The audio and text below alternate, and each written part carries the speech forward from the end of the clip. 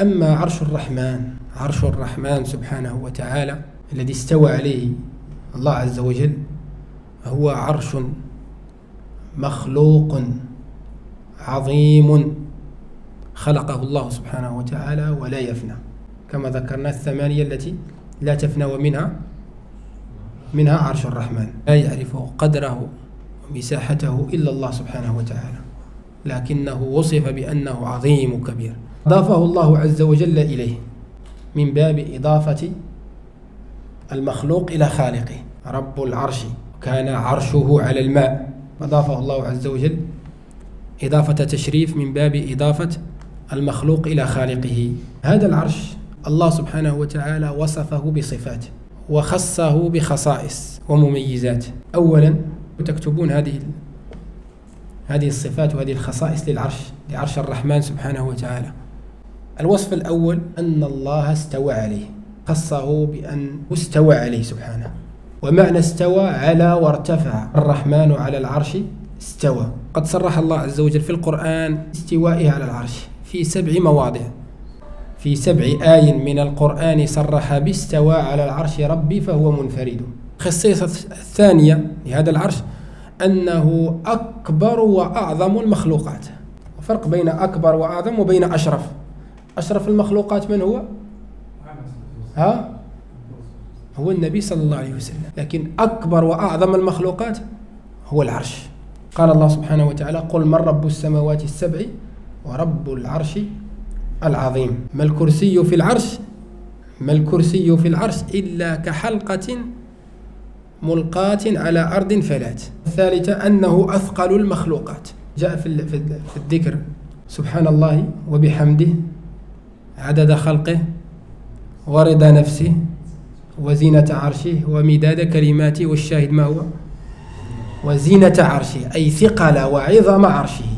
أثقل المخلوقات. يقول ابن القيم رحمه الله في المنار المنيف، قال: وقوله وزينة عرشه فيه إثبات العرش وإضافته إلى الرب سبحانه وتعالى، وأنه أثقل المخلوقات على الإطلاق، إذ لو كان شيء أثقل منه لوزن به التسبيح. الخصيصة الرابعة، الصفة الرابعة، أن له ملائكة تحمله وتطوف به، كما جاء في الحديث: أذن لي أن أحدثكم عن ملك من ملائكة الله من حملة العرش، ممن يحمل العرش. قال تعالى: ويحمل عرش ربك فوقهم يومئذ 8.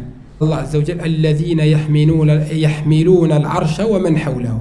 الخصيصة الخامسة، هذا العرش الذي استوى عليه الرحمن، وأنه أكبر المخلوقات وأعظم وأثقل المخلوقات، وله حمل من الملائكة يحملونه يطوفون به، له قوائم. جاء في الحديث عن النبي صلى الله عليه وسلم قال: يصعق الناس فأكون أول من يفيق، فإذا أنا بموسى آخذ بقائمة من قوائم العرش، فلا أدري أفاق قبلي أم جزي بصعقة يوم الصور. شاهد: فإذا أنا بموسى آخذ بقائمة من قوائم العرش، فله قوائم. الصفة السادسة أنه أول المخلوقات قبل القلم على الصحيح، كما رجحه ابن القيم رحمه الله وغيره جماهير العلماء. خلقه ثم استوى عليه سبحانه وتعالى. كان الله، جاء في الحديث: كان الله ولم يكن شيء قبله، كان الله ولم يكن شيء قبله، وكان عرشه على الماء. الصفة السابعة أنه مجيد، وصف بهذه الصفة أنه مجيد، كما قال الله عز وجل في سورة البروج: ذو العرش المجيد. ذو العرش المجيد فعال لما يريد. في قراءتان، يقول العلماء أهل التفسير، فيه قراءتان، هذه الآية لها قراءتان: القراءة الأولى بالرفع والقراءة الثانية بالجر. بالرفع وصف يعود على الله سبحانه وتعالى، أنه صفة للرب لله سبحانه وتعالى.